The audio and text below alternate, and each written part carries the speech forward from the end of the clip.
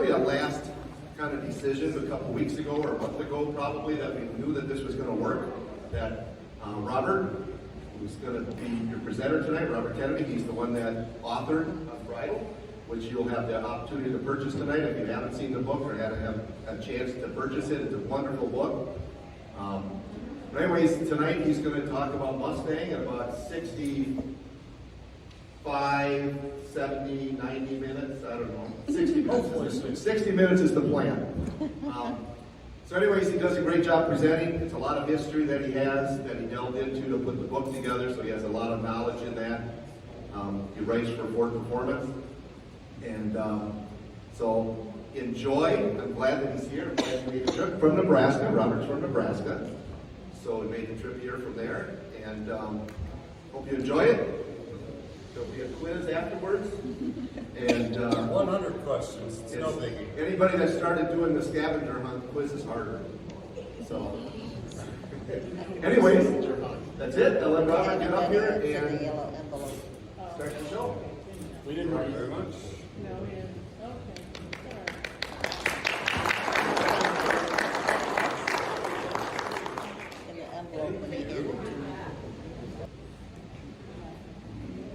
Okay, so thank you all for coming. This is Mustang 60 years and 60 minutes. Is this picking me up? Yep. I need to have it closer? There we go. You're fine. So, I know Dan just kind of introduced me, but a little bit more of who I am, just real quick, why you should listen to anything I say. I'm a graduate of Wyoming Technical Institute out in Laramie, Wyoming. And from there, I was hired to turn wrenches for Porsche down in Texas. Did that till 2004. That's an old picture of me with a then brand new Carrera GT. Then I met my wife. She made it clear she wasn't moving down to Texas to date me, so I moved up to Nebraska to date her. We're kind of into the whole fitness thing, so we started a personal training company. She was actually the 2011 IBPA Women's National Powerlifting Champion. She's way tougher than me. So we were running Kennedy Fitness, if you see the truck out in the parking lot, and through the spring of 2020, when everything shut down for COVID restrictions. I don't sit on my hands well. I got to have something to do. I've been a lifelong Mustang fan since I was a little boy with my Matchbox cars. And I always thought that the Mustang II got a little more grief than what it really deserved. I thought it was a better car than people retrospectively kind of look at it on. So in the absence of anything else to do in quarantine, I made a documentary about those cars that I put on YouTube, just a free little thing to pass time. Thought it would just kind of come and go and be no big deal, but it went viral, and then I get a phone call from a Michigan area code, and it was John Glore Ford Performance. He says, "That was really good. You need to turn that into a book." So I laughed at him and I said, "No, I don't have time to write a book, but thank you." But he's a very persuasive guy, very nice guy. He hired me to write for the Ford Performance website and convinced me to go ahead and write the book in the background. So I said, if I am going to write a book, which is Unbridled, The Passion, Performance, and Politics behind America's Favorite Pony Car, it needs to be about all 7 generations, because you can't just single one out. They all are interconnected, which is what I tried to kind of convey the idea of with the cover image. It's all 7 different generations forming one car, because even though they are different, they are all one animal. They are Mustangs. So let's talk about it. In fact, this is our 60th anniversary as Mustangers, but in fact the car started a little bit longer ago than that. In 1962 at Watkins Glen, October 7th, they debut a completely unrelated car that happens to share the same name of the car that we all know and love. A mid-engine V4 with flip-over headlights, 2-seater, very cool car that was named Mustang, but had nothing to do with Lee Iacocca's youth market car that they were working on at the same time that ended up coincidentally having the same name, Mustang. So the 62 car was so well received when they were looking at naming the youth market car for production purposes, it was either going to be named after a cat or after a horse. When they got it narrowed down to be, in fact, Mustang, named after a horse, which was coincidentally the same name as the 62, they created the 1963 Mustang II. This was built by Dearborn Steel Tubing.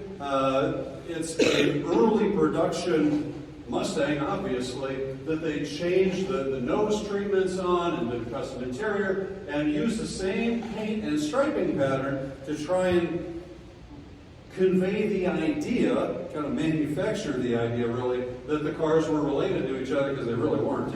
But the production car, 1965 through 66, of course we know the early production ones as 64 and a halves, affectionately. Debuts April 17th at the World's Fair in New York.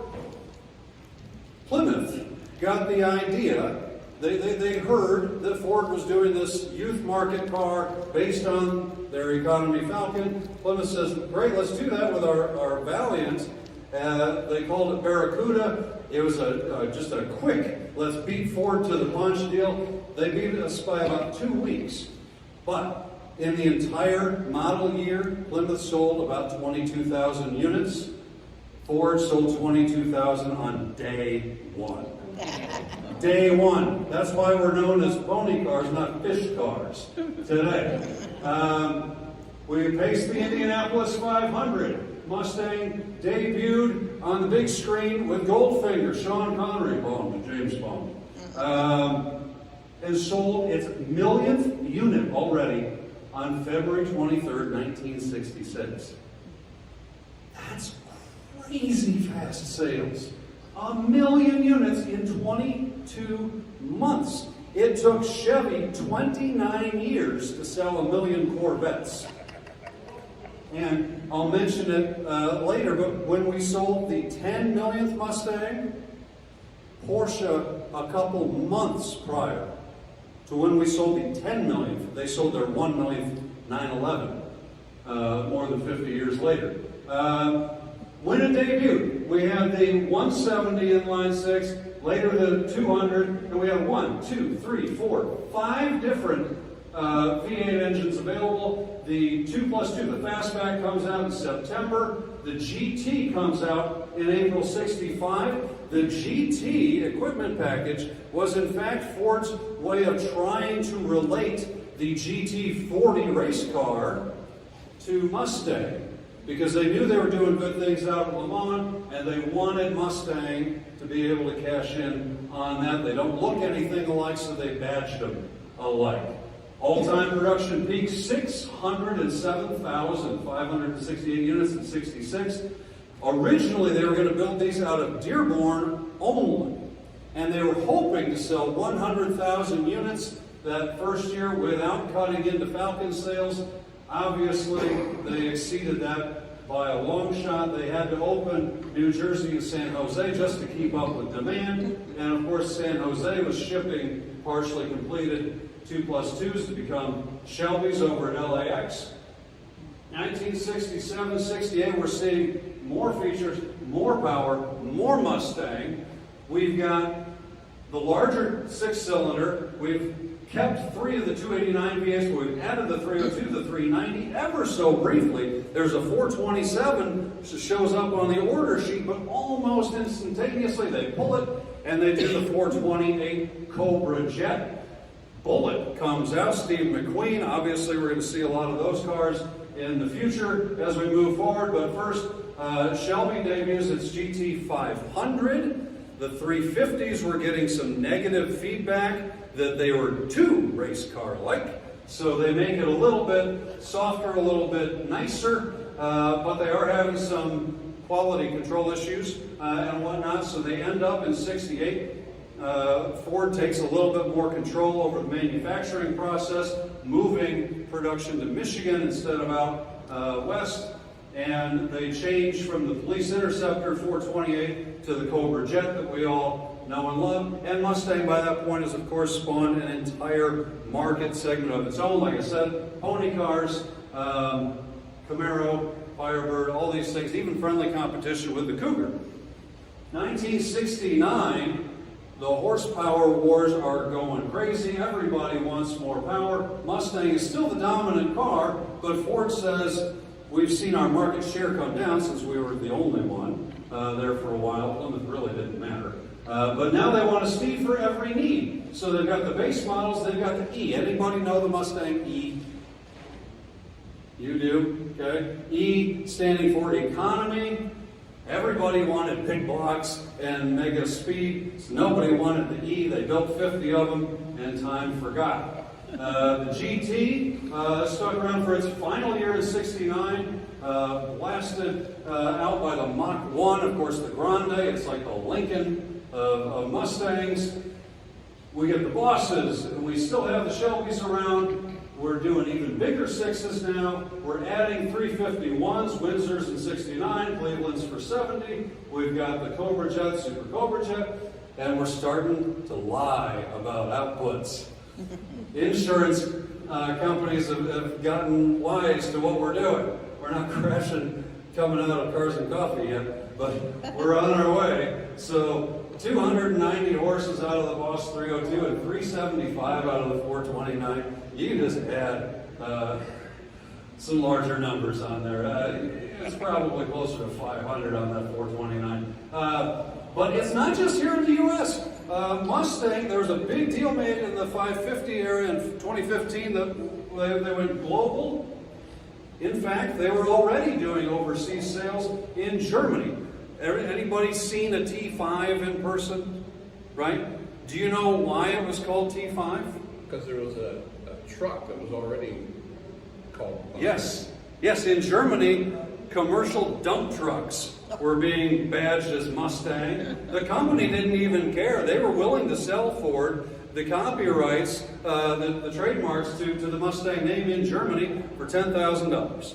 Now, admittedly, $10,000 was more money in '65 than it is now, but it's still a drop in the bucket for Ford. They wouldn't pay it anyway. They waited until that expired in '79 and they got to use the Mustang name for free. But until then, it was T5 because T5 was the internal project code for the Mustang before they settled on a name. Anybody know what an LPO Mustang is? Yeah, there you go. You know your stuff. That is a rare one, yes. So Ford could race the Mustang in FIA-sponsored events south of the border. Of course, there was Shelby of Mexico, different than Shelby American, obviously tied in. They made their own versions of the Shelby GTs. 1971 to 73, we get the big horse. Okay, the sports roof, the fastback is now affectionately referred to as the flatback. We have a Boss 302, and I do say a Boss 302 because they only built one for production. I saw you raise up your finger. Did you see it? I saw the article in the magazine. Okay, yeah, they had it out on display at the Des Moines MCA show just a month or two ago. Really neat car. And then they switched it to the Boss 351. Frankly, there's no replacement for displacement. It's easier to make more horsepower out of a bigger motor. Once they were no longer competing in racing, they weren't bound to the restrictions of the race classes. They could use the bigger motor for cheaper. That's what they did. Also for 1972, they had sprint models, not just the American ones with the American flag on the rear quarter, but in Canadian ones, they had a little maple leaf on the quarter. A lot of people have not seen those. And in 1973, there was a sprint model in Mexico that has nothing to do with the 72s. In fact, they were Mach 1s that got a large, really large, really huge graphic. It's Mach 1 on the side. Those were called sprints. That was the Mexican dealer's idea to try and entice people to buy those, as they were getting worried that when the new Mustang came out for '74, that was so obviously different, they wouldn't be able to sell the big ones, so they did that as a little option package. And Shelby, even though they did rebrand the '69 models that were unsold as 70s, giving them new VINs and all that, and then the common belief is that they stopped Shelby production. They kind of sort of did, but I have to say kind of sort of because they still built them in '71. They built 9 sports roofs and 2 convertibles. Both convertibles, by the way, are still around and owned by the same gentleman. He's a doctor over in Belgium. I've got pictures of him in the book. Really cool little cars. A lot of people don't know about. 1974, complete overhaul, totally abandoning the formula up to that point, trying to get back to the roots as not a muscle car, but a small, sporty, economical car like Iacocca had originally envisioned. So they bring out a 2.3-liter overhead cam 4-cylinder and a 2.8-liter V6 in America. Now everybody thinks there's no V8 Mustangs in 74. There were exclusively V8 Mustangs in 1974 in Mexico. They had a trade agreement that said you have to build over 60% of the parts for the car down here south of the border. They want jobs and all this for their folks down there, and that's how they did it. They did not have enough facilities to build multiple engines, so they made Mustang just a premium market product. So they were all V8s, and in fact they did not have our restrictive emission standards that we had north of the border, so they were 210 horsepower. That's a peppy little ride. A little tiny Mustang too with 210 horse. Plus you got disc brakes, 4-speed manual, and tachometer. Now you got all those in the first-gen Mustangs as options, but now they are standard, as well as rack and pinion steering, which we've not seen in a Mustang since the original 1962 concept. Motor Trend magazine names the car of the year. They sell almost 386,000 units. That's a huge increase from where they had been, but enthusiasts are mad here in America because they want the V8 here, so they get that in 1975. They bring out the MPG model, which is how they're badging the even further detuned 4-cylinder because we'd had the fuel crisis, right? So for the normal public, they've got those, and for the enthusiast base, they brought back the 302. Low compression, not as much output, and they couldn't do a manual transmission for it in 75 because they did not have one that could handle the torque from the V8. It was still making 250 foot-pounds. That's a pretty good amount back then, but any transmissions that could handle it were too big for the transmission tunnel. So they had to work on that. 76, they had it together. Now you can get a V8 4-speed. Ford says we're going to do a little stallion option package. It's black graphics, it's fender badges, but they're also doing it on Maverick and on Pinto. It's not exclusive to Mustang 2. Edsel Ford II says, I want to do something special just for Mustang. They say, what do you want to do, Edsel? He says, I want to bring back the Shelby GT350. And they said, no. But, he says, it's my name on the car. So they let him do it. The idea was to build 5,000 of these, use them as a halo car, just to get people in the door wanting to see it, and then they'll go ahead and they'll buy their MPGs and their Gias and all this. Gia took over for Grande as a luxury model, if you guys don't know your Mustang. But then they cast the car on Charlie's Angels. They put Farrah Fawcett behind the wheel and even on top of the hood for some photos. She was good. The car was pretty good looking. They sold 25,000 units, 5 times what they were expecting in that first model year. 1977 comes around. Ford doesn't want to leave all the money on the table that they were leaving out there because they had Motortown Corporation doing those conversions, much like Shelby had been doing the final work on the actual GT350s a decade earlier. So Ford brings the Cobra 2 program in-house, adds a few more color options and all this, but Creative Carcraft is where it's at. They partner with Hot Rod Magazine and Monroe Shocks. They do wide-body fiberglass Monroe handlers. Starting with a steel body, done by hand, Jack Roush builds a 400 horsepower. Again, this is 1977. Corvettes are running around with 165 horsepower. Mustang 2 Monroe handlers at 400 horsepower. Big deal. 3 months in a row in Hot Rod Magazine detailing the whole build. ASC, American Sunroof Corporation, gets tapped to do T-roof convertibles. Of course, Porsche had done their Targa back in the 60s. Corvette had followed up with its formal T-top with the bar in the middle. Pontiac had done it with the Trans Am. So Ford gets in on that with the Mustang 2s thanks to ASC. And Emmis Coach Builders actually did build Mustang 2 convertibles. That's my personal car, in fact. That is number 6 of only 24 units shipped directly from Dearborn Assembly to MS Coach Builders to be pre-title convertibles, much like how the 65 GT350 program was done. Very, very neat, crazy expensive.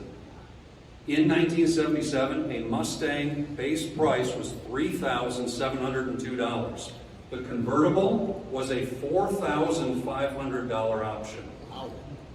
It more than doubled the price of the car in a split second. And they didn't do this on any base model cars. They did not do this on any 4-cylinders. They're all either V6 or V8, and most owners at that point were saying, well, we want to do automatic, we want to do air conditioning, we want to really load this up, deluxe interior. So these were actually retailing between $9,500 and $11,500. When you could buy a brand new vent for $8,800, or you could step all the way up to a 911 for $14K. So they ended up in a position where the Mustangers that wanted a Mustang convertible couldn't justify the fact that it was the price of 3 cars. And the people that could afford it were frankly still looking for a Mercedes or a Porsche. 1978, Smokey and the Bandit came out the year before. Everybody wants a Trans Am, including Ford. So they made their own Trans Am. They did the King Cobra. Instead of a screaming chicken, we got a flaming snake on the hood. We got about 2.5 miles of pinstriping on it.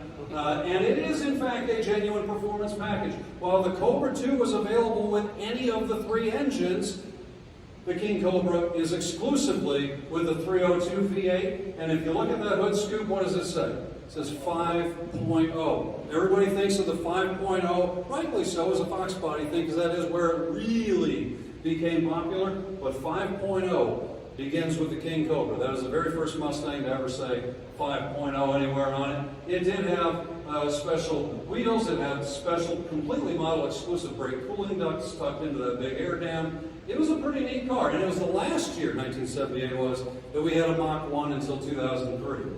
So, 1979, the 2s were actually supposed to go longer. It was not supposed to end in 5 years, but when the government passed their corporate average fuel economy standards in 75 to take effect in 78, the Mustang 2 ultimately didn't have the aerodynamic finesse to slice through the wind and get really good gas mileage. It was just designed to look like a 65. So now they accelerate the wedge-shaped Fox body into production a little bit early. We get that. It paces the Indy 500. The Cobra and the Ghia models continue as the performance and the luxury models. And we carry over the entire Mustang 2 powertrain range with the 4-cylinder, the V6, and the 5-liter V8. But when they started having trouble getting it's kind of like history repeating itself with the docks closed here, getting all of our imports brought in now. They're having trouble with 2.8-liter V6. It's a German engine. So they were having trouble with those, so they dusted off the old 206 that had been in the first generation Mustangs, started putting those back in these as the mid-level engine. And because we were now in 79 having the second fuel crisis in 6 years, they were thinking V8s are not the way of the future. It's kind of like now they're talking about electric and all this. So they were pushing the 2.3-liter turbo, making a whopping 132 horsepower. That is going to be the way of performance in the future. And they even brought out TRX handling package. Everything back then, the Carter administration, they're wanting everybody to go metric. They're good-looking wheels, but boy, you can't get tires for them anymore. But you sold almost 370,000. It was the best sales year since the Mustang 2 in 74, which had also been the best since we'd seen in 65, 66, and 67. So those 3, in 74 and 79, are your top 5 best-selling Mustang years ever. 80-81, this is the low point of V8 Mustang performance. We had a 4.2-liter V8 because the 5.0 could not meet the government standards of the day, making a blazing 115 horsepower from a V8. It was not a good time to be a performance car. No fault of Ford's or their engineers. That's the government. We're here to help. So, T-Roof returns in 81. We had not seen that since the Mustang 2 went out of production in 78. Last year the Cobra, last year the Ghia, and we get the McLaren M81. that was very much similar to those Monroe handlers during the 2 years, as in the original prototype is a steel body. After that, they're fiberglass replicas. The internet is full of wrong numbers. That is the correct count. There were 12. There was the one prototype, 9 fiberglass. Everybody thinks that there were 10, and there were 2 race cars, and they lump them in as part of the 10. They were in fact separate, so there's 12.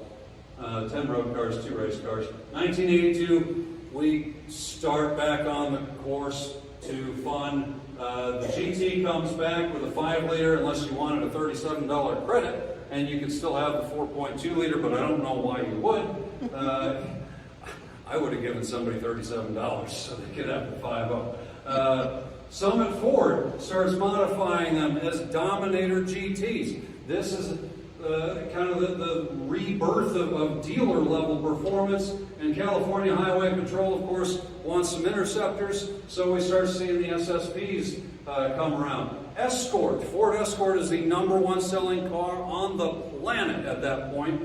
They are selling, I don't know, 100 million of them for breakfast. So they are classified as LGL, GLX, so they rebrand Mustang to follow along. Like so, GLX is now the equivalent of the Ghia, which had been the equivalent of the Grande. 83, they bring back the convertible. It didn't go so well in 77. It was obviously not cost effective to supplement the, to sublet out the entire convertible conversion to be done elsewhere. So they start the process at Dearborn. They open up a little corner of the plant to begin that, and then they're sending them out to Cars and Concepts, much closer than Florida, where MS Coach Builders was, to finish the fabric top installation. The V8 and the GT, the 5.0 the year before, had been sucking through a 2-barrel carburetor. They finally bring back the 4-barrel. They flip the 157 to now 175 horsepower, which still doesn't sound like a lot, but it's more power than any V8 Mustang from the factory had made since the last 351 cars had been produced in 1973. So it's kind of a big deal. And the Turbo GT comes out. The original 2.3 turbo that was launched in 79 ended up being canceled partway through 80. They had to stop it. They were having all sorts of trouble with it. They've sorted it out a little bit better now. It's even making a little extra power. And we've got the Solomon American. Sounds similar to Shelby American, right? Gentleman that was running that had worked for Shelby. He wanted to recreate the Shelby American model and the GT350. So that's how you get the Solomon American Predator GT302 instead of 350. Very cool cars. In fact, that one pictured there is even rarer than any Predator is going to be rare. But that's rare among the rare cars. That's a Hertz edition. So, really, really cool car. 1984. Now we've got Steve Saleen coming out.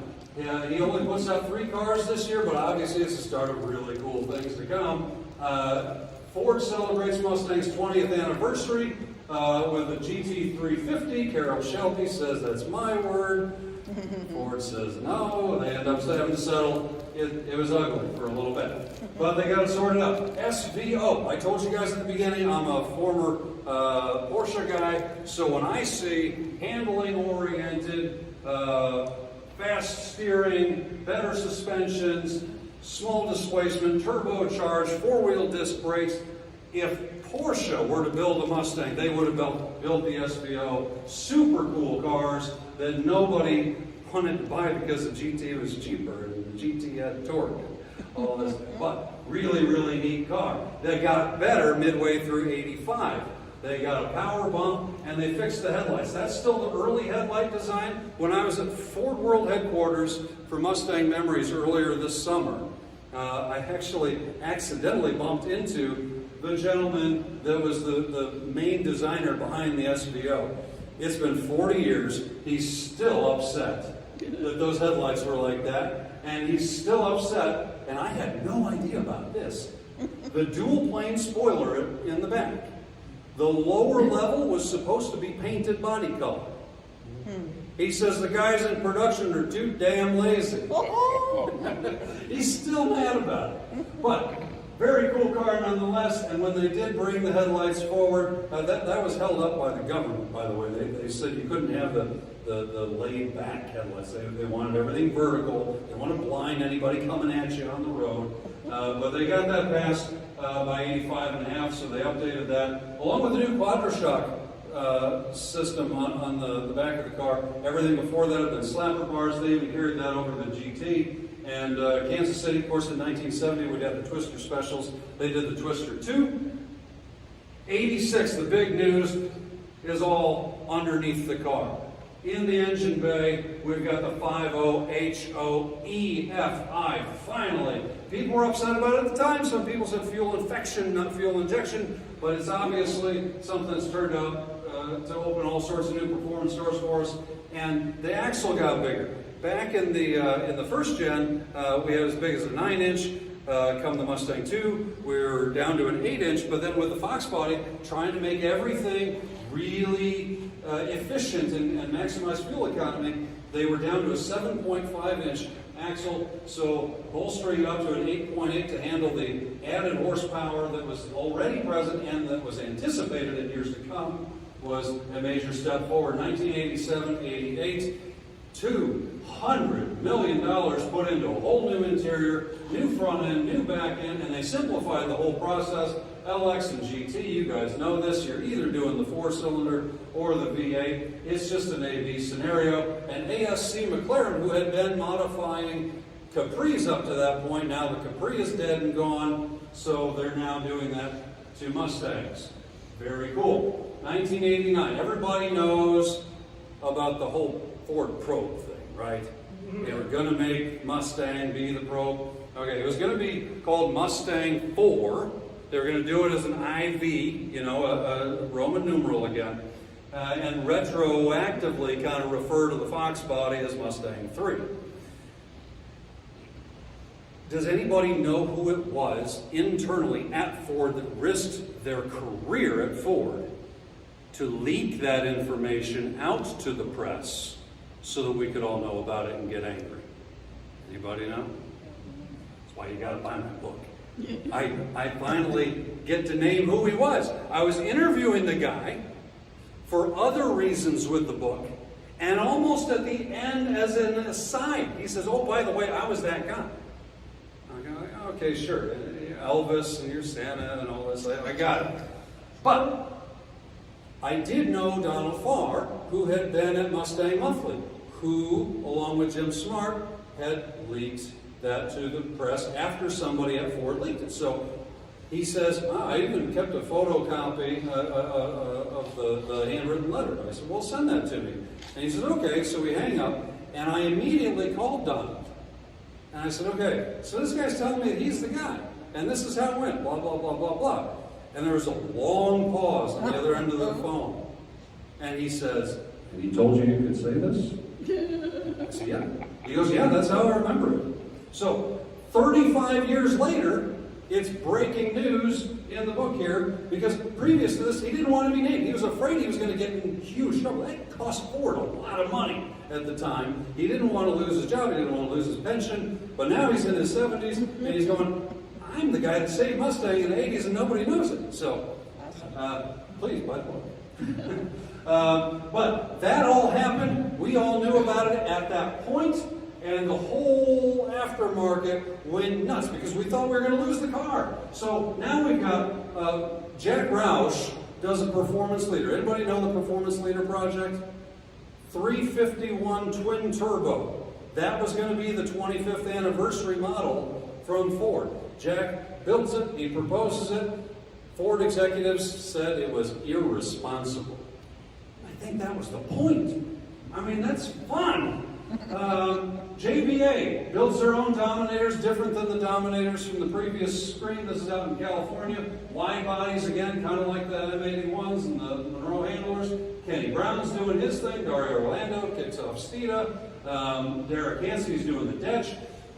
Bob Allen Ford in Kansas City, he did his own M25. His 25th anniversary Mustang that Ford was a little shy to do because of what had happened with Carroll Shelby 5 years earlier. Those are really neat cars. And the Python. That's the car up in the corner there. The red one with the flip-over headlights looks nothing like a Mustang at all. That is based on a Mustang Fox body. But do you know what car it's inspired by? That body kit. Anybody? Gene Bourdonnais' XD Cobra concept.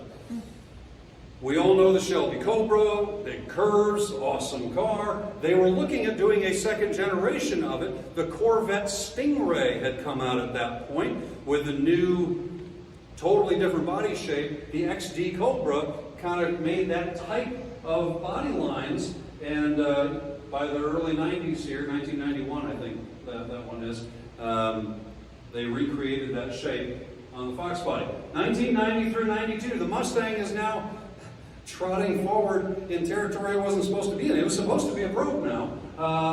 So we get some special editions from Ford, you know, the colors and whatnot. But the Shelby American Club builds really neat cars using all the parts out of the Ford Racing catalog. Carroll Shelby was 100% on board with it, but he was still under contract working professionally with Dodge, so he couldn't let them call it Shelby, so they just call them the SAC Mark I and Mark II.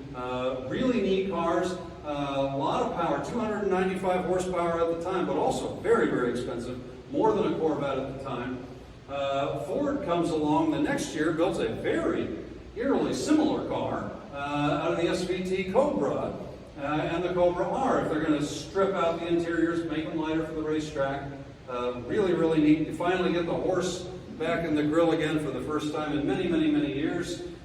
And for 1994, they go almost full-fledged retro. It's still a modern silhouette, but we've got the horse, we've got the scoops, we've got the tri-bar taillights, even though they go the wrong way. Motor Trend Car of the Year, first time since the Mustang II in 74. Indy Pace Car, first time since the Fox body in 79. This is a lot of notoriety for it. The base engine gains 2 cylinders. The 4-cylinder, the car's heavier now. It's just not going to be enough to keep up pace, so they go with the V6. The GT, the 5-liter just continues over from previous with 215 horsepower. They squeeze an extra 5 horsepower out of it for the Cobra. Saleen does the S351 and gets the dubious notoriety of being the very first production Mustang to be hit with corporate average fuel economy gas guzzler tax. I say wear it with pride. SR 480 horsepower, which is unheard of at the time, unless you're working for Roush and SVT, where they're taking the Viper equation of an 8-liter V10, flipping it on its head, doing a 10-liter V8, 855 horsepower. That's still a lot. That's about what we're doing out of that Dark Horse this weekend. Which, anybody that wins it and doesn't really want it, I'll give it a loving space in my garage. 1995, Mustang GTS. Nobody knows what it is. It's not on the order sheets. And even if you get one, it still just says GT. But basically, you're getting the V6 body with the GT motor. They also do the removable hardtop. Removable hardtops were supposed to be available on V6 and GT and Cobra right from 94. They're having trouble making them fit, so they ended up just going on the Cobras for that year in true Henry Ford fashion, any color you want so long as it's black. And the SVT Cobra comes back with a 351. First time we're putting a 351 from Ford in these since 1973. It's making a big deal at the time, 300 horsepower from the factory, faster in the quarter than a Boss 429, faster through the slalom than a Porsche 993, which is fast. I've driven more of them than I can remember, and matching a Ferrari on the skid pad. Are you kidding me? 6.1 liter Cobra Jet R, if that wasn't enough, took it even further. Now that is the 6.1 Cobra Jet R right there that I'm standing with at Ford World Headquarters. Anybody remember it from the cover of Motor Trend magazine back in the day? It was on the cover. You wouldn't remember it though because it was bright yellow. The car was not then, is not now, and never has been yellow. Motor Trend said, that's a really cool car, we want it on our cover, but white is boring. They said, we want something exciting. So in an early example of Photoshop, they made it yellow for the cover. I was stunned. I didn't even know that until I'm looking at it. I said, when did you guys repaint it white? And they said, we didn't. It's always been white. 1996, the California Air Resource Board, CARB, launches onboard diagnostics 2 and a whole lot of new air pollution laws. Obviously, California is a major market for Ford. They're going to need to be in compliance there, and as goes California, so goes the nation, they say. So the 5-liter is going to not be able to keep up with this type emissions laws much longer. So Ford just clean slate, 4.6 liter, single overhead cam in the GT, dual overhead cam in the Cobra. Just a huge leap. We're going from Betamax to DVD now. Much, much more modern. 305 horsepower, that's even more than we had in the Cobra R the year before. It's a big deal. The Mystic Cobra, we get the neat color changing paints. Dream Cruise Edition, if you've never seen one of those, it's kind of like a GT350. Everybody's always trying to replicate the GT350. And Steven now is following in Jack Roush's footsteps with a 3-tiered aftermarket system. 1999, we go to the new Edge body. More power in all the engines, but the big news is the independent rear suspension. Just checking on my time here. 2000, Cobra R. We lost the Cobra. There were some issues with not really making the 320 horsepower that they were claiming the year before. So they go, bigger is better, no replacement for displacement. Plus, we get the 6-speed manual. It's the first time we have a 6-speed manual in a production Mustang. We're adding things like carbon fiber now. Really, really neat car. 2001, power issues have been sorted out on the regular Cobra, so it's back, but much more high profile. To everybody's delight, we're all getting to be a little bit like the king of cool. We've got the Bullet GT, all the retro stuff. Oddly enough, available in dark Highland green plus black and true blue. Nothing against them. They look nice, but in my mind, it's got to be green. I mean, that's what it was in the movie, right? So, but they're giving you options, unlike Henry did, with everything's black. 2002 to 4. Everybody thinks there was no SVT Cobra in 2002, kind of like the Mexican 74 Mustang 2 V8. There were, just not in America. They had them in Australia. Basically carryover 01s, but if you look up in that top corner there, that's the 02 Cobra. There's an extra set of driving lights on either side, flanking that license plate. You got little lights above the snakes on the fenders, and obviously the steering wheel, if you can see it, is on the wrong side of the car. Mach 1 and the Terminator both come out for 03, carry into 04. We get the Mr. Chrome, where now even your seats change color just like your paint. 2005, new engines, new body, new factory, ton of new money. Now we've really fully embraced the whole retro thing. And we even got Yankees editions. It's kind of neat. Everybody else pulled the pinstripes off, though. 2006, now we've got the Sling, the Roush Tito, all this stuff, plus Chip Foose is now building the Foose Stallions ever so briefly till his supplier got in a lot of trouble. And Carroll Shelby's back. CS6, CS8, we're doing the Hertz cars. In 2007, it goes more mainstream with SVT. The Condor program was supposed to be the 5th gen car's version of the SVT Cobra, but because Carroll Shelby's back involved now, instead of calling it generically Cobra, it is badged GT500, and I think this is a landmark car. 500 horsepower from the factory. Everything else before it was now obsolete. This is the car that started the modern muscle car horsepower wars, where we've got the Challenger and Charger Hellcats and Red Eyes and things, and we've got all the Chevys that really can't keep up anyway. This is it. This is a landmark car, really cool car. They're also doing the California special Terlingua for the guys that can't afford a V8 like me. I would be in the V6. 2008 and 9, the Bullet comes back now with the new body style. It's even more authentic to the one McQueen drove. We've got the GT500 KR, just like in the past. Now we got more power, extra 40 horsepower on those. Warriors in pink, raising money for breast cancer, just like we're all hopefully doing here this weekend. Good for all of us. RNA Motorsports. If you guys don't know Jeff Yurgovich, he's done some really cool stuff. He's involved in MCA. He brought back the Twister Specials. That's an orange one right there in the corner. Below that, Southern Comfort Creations did a Black Widow. Another very rare Mustang most people have never heard of. That's that black one there. And iLegacy made the Iacocca edition. Anybody know the Iacocca edition? Really beautiful cars, aren't they? For all the Fords and all the Chryslers that Iacocca ever did, he never put his name on one until that. And here's a little story. That logo, okay, that's the emblem that's on the headrests and on the hood of the car. I talked to Michael Leone, the gentleman that designed it. Nice guy. If you look at that, the horse has his hoof exiting, coming out of the emblem. See that there? He said he did that because, in his view, Lee Iacocca was always one step ahead of the competition. I thought that was a really cool little thing. Neat attention to detail. We paced Indy 500 several times. Now they pace the Daytona 500.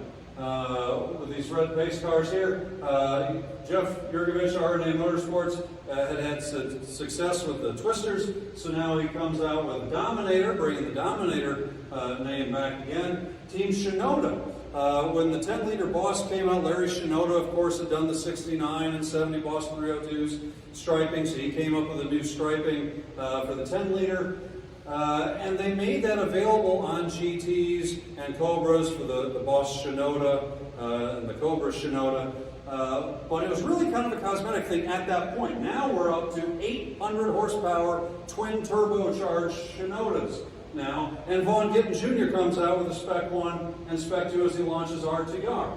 2011, more power. We ditched the 4-liter V6, get the Cyclone. That's making 305 horsepower. That is SVT Cobra horsepower. It's Fox Body GT torque, and it's Mustang 2 fuel economy. You're getting your cake, you're eating it too, and you're having seconds. I mean, it was the best of every single possible rule, unless you wanted to get the Coyote. And now the 5-liter is back, 412 horsepower, super cool, and you know it's 90% of the power of that GT 500 for less money. Or Shelby American. Everybody thinks of the GT 500 during that 197 years, but they were doing a GT 350 over at Shelby American, 430 horsepower in the regular one, 525 if you let them bolt a supercharger on it, and if you're willing to forfeit your warranty completely, they do 624 horsepower on a GT 350R. Whew! And the Mustang Hall of America markets some V6 ones. 2012 to 14, the Boss 302 comes back, or they've got the Laguna Seca, upgraded version of it, no back seat, and a whole lot more fun on the track.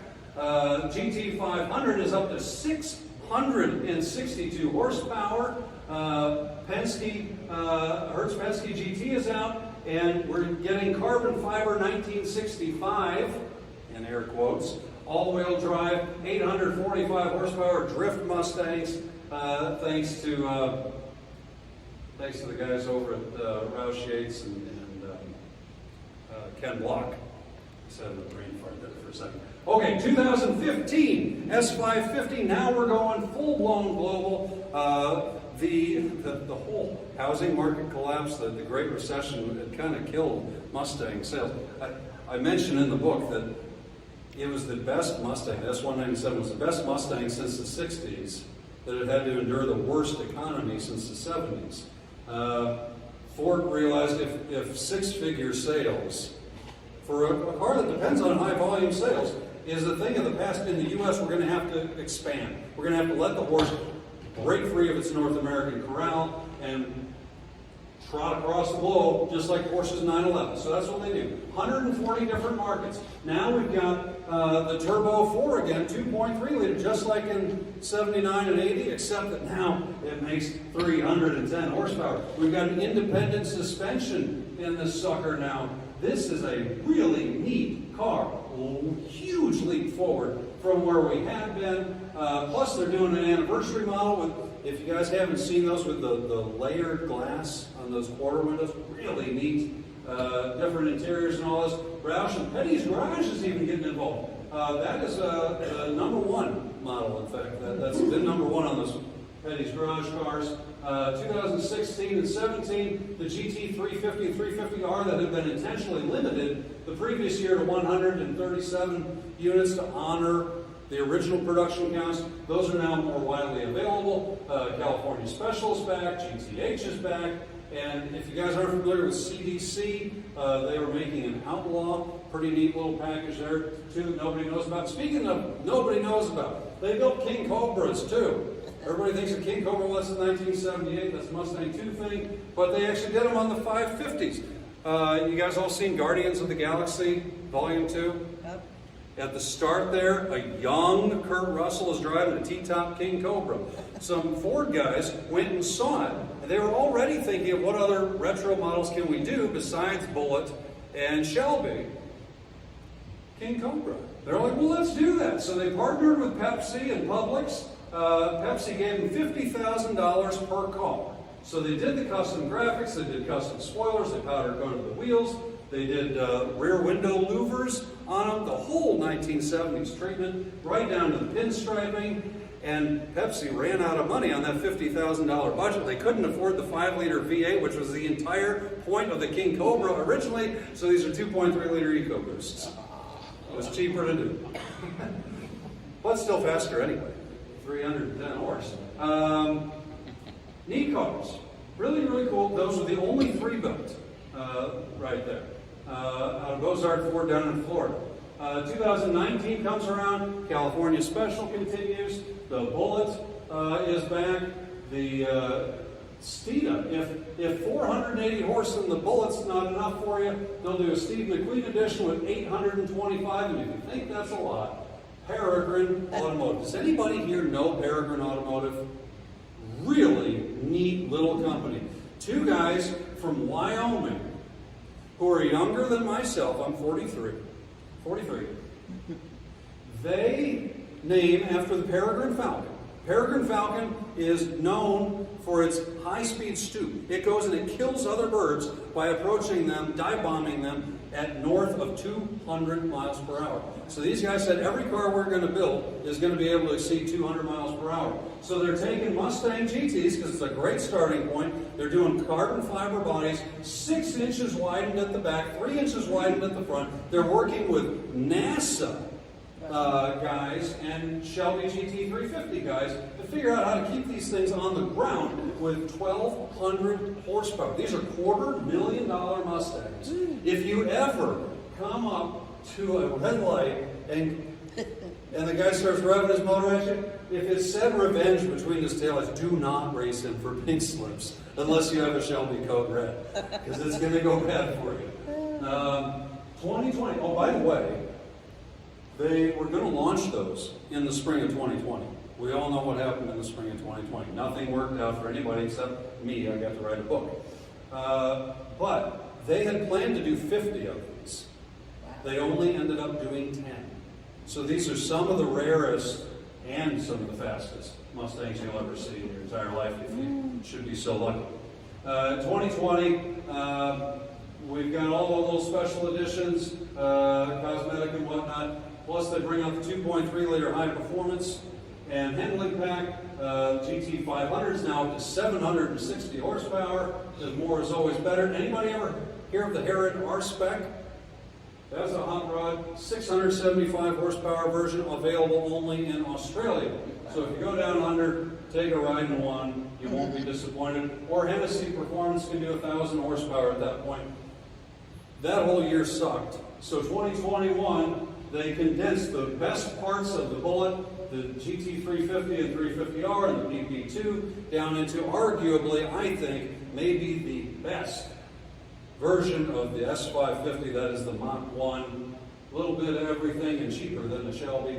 2022 and 23, they're kind of winding down. They're getting ready for the 650, so you get some cosmetic treatments to go with the Mach 1. We got to name the Night Pony. Everybody I saw online was saying, call it Dark Horse.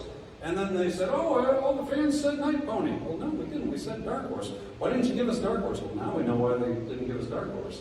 But the Shelbys, holy cow, they were coming out with way more than just cosmetic treatment at that point. We had the Super Snake Speedsters, we had the 900 horsepower rental cars, are you kidding me? Or the Code Red, it'll only run 1,000 horsepower on pump gas, but if you can do E85, 1,300 horsepower, twin turbo, wide body, really cool, which brings us now to the current market offerings. The Mach-E comes out, obviously very, very different animal, but it is Car and Driver's EV of the Year. It does pace at Talladega. It does get a Shelby model. These are all kind of hallmarks of Mustangness, I guess. And 1,400. Look at the smoke coming off of that thing. I would have gladly strapped on a helmet and gone for a ride in that. And the traditional Mustang, the coupe, the convertible, we all know, the EcoBoost, the GT, the Dark Horse now, and the GTD officially 815 horsepower. Anybody else see the GTD in person yet? I saw it at Mustang Alley a few weeks ago. Yeah, you guys were there, you saw it. Oh, yeah. That thing is neat. Pictures don't do it justice. You got to see that sucker in person. Now, I'm 3 minutes shy of 60 minutes, so I'm going to stop here. I've got the long version in case I talked too fast. But since I didn't, I don't want to go long. I want to respect your evening. So, I appreciate you guys sitting here and listening to the history of the car. I hope I did it justice. If I didn't, if I fell short, it's all in the book. There's so much more in the book than what we can cover in an hour here. Every generation gets its own dedicated chapter. So no matter which model you own, no matter which model you love, it is fully covered. Not just the Ford versions, but all the aftermarket, all the specialty versions. They're all in there. Competitive models you'll find in there too. I do write for Ford Performance for the website, but I intentionally never even attempted to make this an official Ford licensed product because I wanted to deviate from the usual approved narrative. I wanted to go a few places that we wouldn't normally get to go otherwise, one of which was talking openly about and including photographs of the competition. So you'll occasionally in here see pictures of Corvettes, of Porsches, of GTOs, different things like that, because my thought process coming into this was, who would Rocky Balboa be without Apollo Creed and Clubber Lang? If you don't talk about the competition, you're missing half the story. So those are covered in there too, as well as the social, economic, and political factors that have forced the car to change over the years. So it's more than just paint codes and gear ratios and things like that. When things like the Great Recession or COVID or whatever it is happen like that, those absolutely affect the Mustang sales. When government gets involved and says safety and fuel economy and emissions, that all forces the car to change, so I talk about all that. So it's more of an American history book told through the lens of a Mustang's windshield. It is, here, I'll pull it up here. We'll skip by everything else. Unless there we go. It is $99. I could have sold it for about $65 if I printed it in China like everybody else does, but I'm a patriotic kind of guy. And this is the Ford Mustang that we're talking about. So it's 100% made here in the U.S., and we don't even have to worry about ports being shut down on strikes because it's all already here. I do take cash or card. It's $99, like I said, with local sales tax, it's $105 something. Unless you want to pay with cash, I'll just take a clean $100 bill. I will pay your tax bill for you. I do have it here. It's cheaper to do it here this weekend, and I'll be here tomorrow night and Saturday as well, because it's a foot wide, 5.5 pound book. It's expensive to ship, so we charge $19.64. See what I'm doing there? In shipping, which you would not need to pay here this weekend. So I promise it's a good book. Thank you guys for coming. I really appreciate you all very much. Oh, and say hi to my mom. This is my mom. She's never been to one of my speeches in this entire 15-month book tour. So I wouldn't be here to entertain or bore you if not for her. Thank you. Good job. How much is your autograph? Free with a book.